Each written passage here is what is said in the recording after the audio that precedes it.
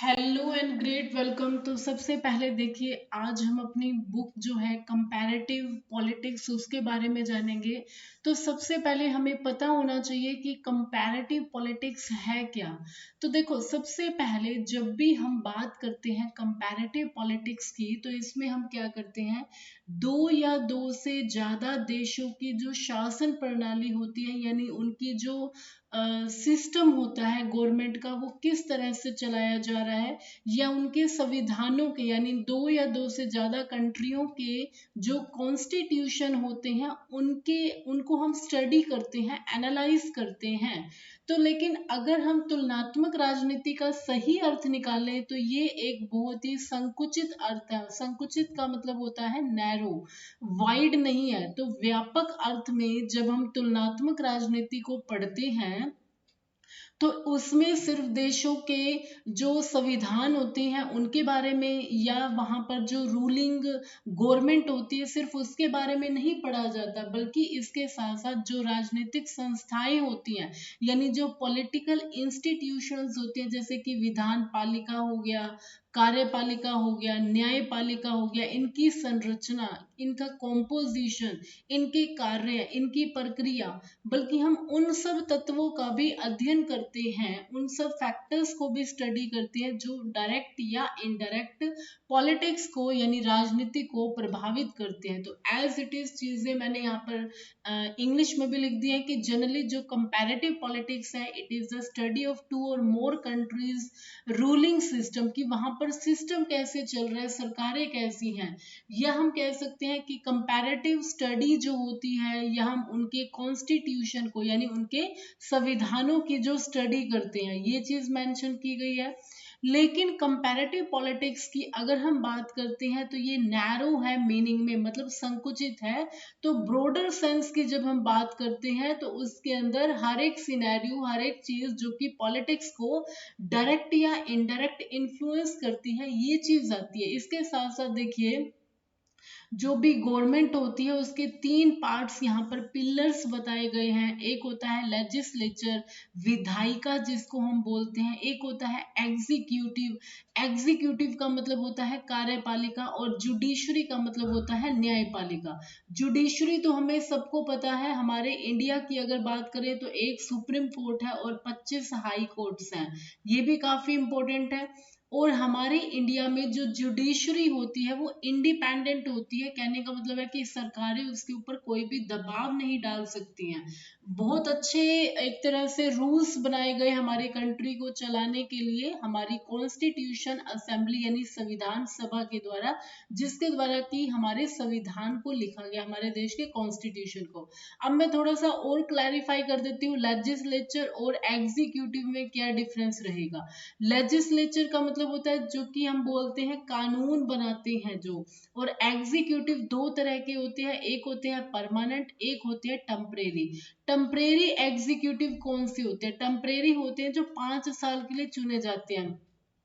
अगर हम पॉलिटिक्स की बात करें तो टेम्परेरी एग्जीक्यूटिव में, यानी टेम्परेरी का मतलब हो जाता है अस्थाई, और इसके अंदर कौन से होते हैं, एमपीज होते हैं जिन्हें 5 साल के लिए चुना जाता है। और परमानेंट एग्जीक्यूटिव का मतलब क्या होता है, परमानेंट एग्जीक्यूटिव होते हैं यानी स्थायी, हम कह सकते हैं कि कार्यकारी, जो कि आईएएस आईपीएस हो गए, जो आफ्टर रिटायरमेंट ही अपनी जॉब के, मतलब एक तरह से जॉब से रिटायर होते हैं जो, तो ये चीज हो जाएगी। अब देखिए, आपकी बुक के अंदर बहुत सारी डेफिनेशन दी हुई है कंपैरेटिव पॉलिटिक्स की। आप कोई भी डेफिनेशन जो होती है आपको इजी लग रही है, आप उसको लिख सकते हैं। तो यहाँ पर मैंने मेंशन की हुई है एडवर्ड ए फ्रीमैन, यानी इनके अनुसार तुलनात्मक राजनीति जो होती है वो विभिन्न प्रकार की सरकारें, अब सरकारें भी अलग अलग तरह की होती हैं। लाइक अगर हम बात करें इंडिया में, हम कहते हैं कि दुनिया का सबसे बड़ी जो डेमोक्रेसी है, जो प्रजातंत्र है, वो भारत का है। तो हमारे इंडिया में प्रजातंत्र है, इससे पहले हम देख सकते हैं राजतंत्र भी होता है। अब ये राजतंत्र का मतलब क्या होता है, जहां पर राजा शासन चला रहा है, यानी मोनार्की सिस्टम हम बोलते हैं। अगर हम बात करते हैं ब्रिटेन की, तो वहां पर आज भी ये सिस्टम जो होता है, एक तरह से मोनार्की सिस्टम जो होता है वहां पर पार्लियामेंट्री सिस्टम ही, मतलब संसदीय हम सिस्टम कह सकते हैं, संसदीय प्रणाली है वहां पर। लेकिन एक तरह से जो क्वीन जो है वहां पर अभी भी उनको एक तरह से नॉमिनल हेड बनाया गया, चाहे वो नाम के ही क्यों ना हेड हो, लेकिन वहां पर मोनार्की सिस्टम आज भी चल रहा है। लेकिन वो एक्टिव फॉर्म में नहीं है, सिस्टम जो है वो पार्लियामेंट्री सिस्टम ही चल रहा है यूके के अंदर, यानी ब्रिटेन के अंदर।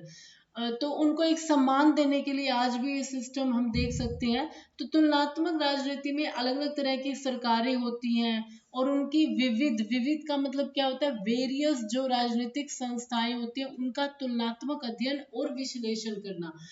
अध्ययन हो जाएगा उनकी स्टडी करना, और विश्लेषण का मतलब होता है उनको एनालाइज करना। तो कोई भी एक डेफिनेशन जो आपको इजी लग रही है, इजी टू लर्न है, तो वो आप यहाँ पर मेंशन कर सकते हैं। अब अप्रोच की बात करते हैं, मतलब उनको स्टडी की बात करते हैं, तो जब भी हम कंपैरेटिव पॉलिटिक्स पढ़ रहे हैं तो यहाँ पर दो अप्रोचेस आते हैं, उपागम आते हैं। एक हो जाता है ट्रेडिशनल और एक हो जाता है modern. Salient features of traditional approach, traditional का मतलब यानी परंपरागत विधि जो है उनके बारे में क्या है। देखिए, अध्ययन के परंपरागत उपागम में क्षेत्र को स्पष्ट करने के लिए मैक्रेडीज ने आगे लिखा है कि विदेशी सरकारों के अध्ययन, विदेशी का मतलब जब आप अपने खुद की कंट्री से बाकी की सरकारों को अध्ययन कर रहे हो, स्टडी कर रहे हो, उनके रूप को जान रहे हो, यानी किस फॉर्म में है वो, और पश्चिमी यूरोपीय लोकतंत्र को हम देख रहे हैं या बाकी किसी से भी कंपेयर कर रहे हैं। नॉर्मली जो हमारी बुक है उसके अंदर हमने कंपेयर किया है जो वेस्टर्न, हम कह सकते हैं कि यूरोप की जो कंट्रीज है, क्योंकि वो डेवलप्ड नेशंस के अंदर आते हैं, इसलिए उनको वहां पर मेंशन किया गया है। अब देखिए, जो हमारा ट्रेडिशनल अप्रोच है इसके अंदर क्या क्या है, essentially non comparative. Non comparative क्यों हो जाती है, क्योंकि यहाँ पे बहुत ज्यादा तुलना नहीं की गई है, सिर्फ सरकारों से ही बताया गया है कि कौन से फॉर्म है गवर्नमेंट की। इसके अलावा जो बाकी के इंस्टीट्यूशंस होते हैं, लाइक अगर हम बात करें कि जो चुनाव आयोग होता है, या कार्यकारी होते हैं, या विधायिका होती है, उनके बारे में बहुत ज्यादा यहाँ पर स्टडी जो होती है वो देखने को नहीं मिलती है, जो ट्रेडिशनल अप्रोच है। प्रधानतः वर्णात्मक है, वर्णात्मक का मतलब हो जाता है डिस्क्रिप्टिव है। डिस्क्रिप्टिव का मतलब क्या होता है, नॉर्मली उनके बारे में बस वर्णन बताया हुआ है, कुछ कंपेयर ज्यादा नहीं किया हुआ है, जो कि ट्रेडिशनल अप्रोच की अगर हम बात करते हैं। नेक्स्ट इज असेंशियली प्रोकैरियल एंड कंजर्वेटिव। इसका मतलब होता है कि संकीर्ण अथवा अनुदार, यानी जहां पर बहुत ज्यादा हमने कहा कि गवर्नमेंट की सिर्फ फॉर्म्स के बारे में डिस्कस किया हुआ है, बाकी जो इंस्टीट्यूशंस होते हैं उनके बारे में कोई यहाँ पर डिस्कस देखने को नहीं मिलता है। प्रधानतः स्थिर है, स्टैटिक का मतलब होता है कि ये मतलब बहुत ज्यादा इसके अंदर चेंजेस नहीं गए किए गए हैं, एक तरह से उन चीजों को फिक्स रखा गया है। उसके अंदर बहुत ज्यादा जो फैक्चुअल डेटा होता है उसको भी इंक्लूड नहीं किया गया है। फिर हम देख सकते हैं प्रधानतः प्रबंधात्मक या विषयक है, यानी किसी एक ही विषय के ऊपर वहां पर मेंशन की गई है चीजें बहुत ज्यादा, हर एक पॉइंट को इलेबोरेट यानी डिस्क्रिप्टिव फॉर्म में बताया नहीं गया। तो जब भी आप अपने एग्जाम के लिए भी लिख रहे हैं तो हेडिंग्स बनाएंगे एंड देन उन पॉइंट्स को आप एक्सप्लेन कर सकते हैं, तो ये काफी बेनिफिशियल रहेगा आपके लिए। तो नेक्स्ट देखते हैं व्हाट इज कॉन्स्टिट्यूशन, कि संविधान क्या होता है। नॉर्मली जब हम संविधान की बात करते हैं तो हमें पता है ये एक लीगल एक तरह से डॉक्यूमेंट होता है। अगर हम अपने खुद की कंट्री की बात करते हैं तो हमारा जो संविधान जो होता है वो बन के तैयार तो हो गया था 26 नवंबर को, बट फाइनली जो था ना एक तरह से उसको पूरी तरह से लागू करना वो किया गया था 26, हमें पता है जनवरी को 1950, इसीलिए हम बनाते हैं, इसीलिए तो हम रिपब्लिक कहलाए।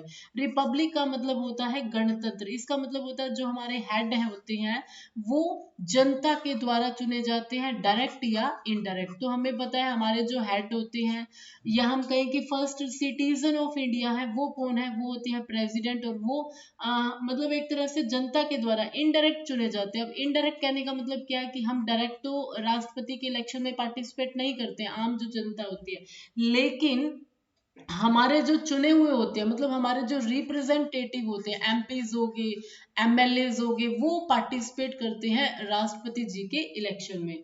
तो देखिए कॉन्स्टिट्यूशन डाइसी के अनुसार वे सभी नियम, वे सभी लो जो कि राज्य में प्रत्यक्ष या परोक्ष तरीके से, परोक्ष का मतलब हो जाता है इनडायरेक्ट तरीके से, राज सत्ता के वितरण।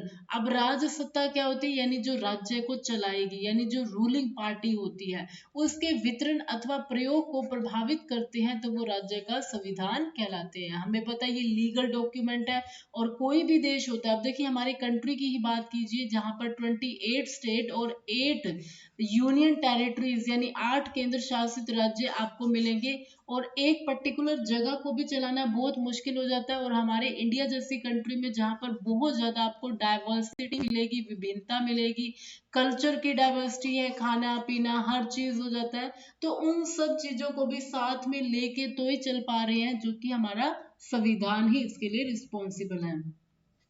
अब संविधान में निम्नलिखित बातें शामिल होती हैं, क्या क्या चीजें होती है, कैरेक्टरिस्टिक फीचर्स हम कह सकते हैं कि राज्य सरकार का गठन एवं रूप। आपको पता है कि जब भी हम पॉलिटिकल साइंस को स्टडी करते हैं, तो हम एक तरह से कंट्री को स्टेट भी बोल देते हैं।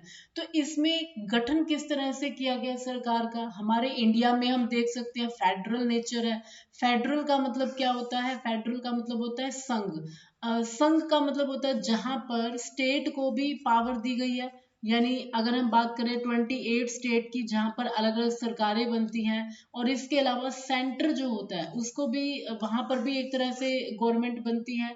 तो फेडरल स्ट्रक्चर है, और वैसे अगर देखा जाए तो सेंटर जो होता है वो ज्यादा पावरफुल है एज कंपेयर टू स्टेट। तो सरकार के विभिन्न अंग जो हो गए, विभिन्न अंग कौन से होते हैं, जैसे कि हमने देखा था लेजिस्लेचर हो गया, विधायिका हो गया जो कि कानून बना रही है, एक हो गया एग्जीक्यूटिव, एग्जीक्यूटिव का मतलब होता है कार्यकारी, और एक हो जाता है जुडिशरी, और इसके साथ साथ जुडिशरी यानी न्यायपालिका होगी। एक और जो होता है न्यायपालिका, ये हम कह सकते हैं न्यायपालिका के साथ एक और जो हमारा स्तंभ होता है, पिलर होता है गवर्नमेंट का, वो हम बोल सकते हैं मीडिया आज के टाइम में, जो कि काफी प्रोएक्टिव रोल निभाता है। कोई भी चीज जो होती है उसको एक तरह से जस्टिस मतलब दिलाने में, चीजों को लोगों तक पहुंचाने में। तो सरकार के विभिन्न अंग, उनके कार्य और उनकी शक्तियों के बारे में पढ़ते हैं।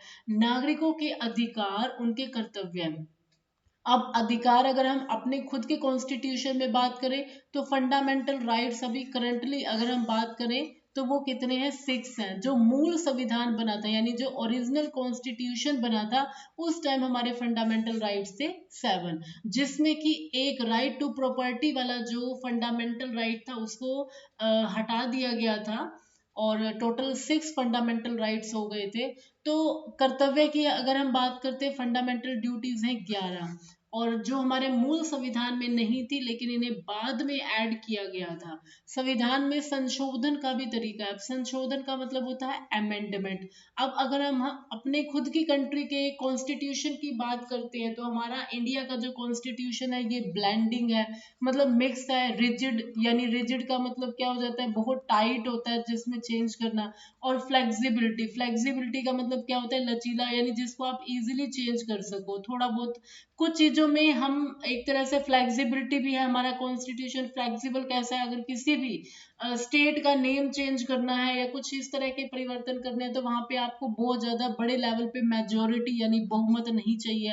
लेकिन अगर आपको कुछ बहुत बड़ा एक तरह से चेंज करना है, बदलाव करना है, तो वहां पर आपको रिजिड भी मिलेगा। लेकिन अगर आप अमेरिका के कॉन्स्टिट्यूशन से अपने इंडिया के कॉन्स्टिट्यूशन को कंपेयर करते हैं, तो अमेरिका का जो कॉन्स्टिट्यूशन है वो बहुत ज्यादा रिजिड है। रिजिड का मतलब क्या होता है, बहुत ज्यादा कठोर है, वहां पे आप आसानी से चेंज नहीं कर सकते हैं। तो उसके बाद देखिए राज्य सरकार एवं नागरिकों के पारस्परिक जो संबंध होते हैं, यानी उनके जो रिलेशन होते हैं, यानी स्टेट के सिटीजन्स के साथ, तो ये सब चीजें जो होती है संविधान के अंदर बताई जाती हैं। तो थैंक यू।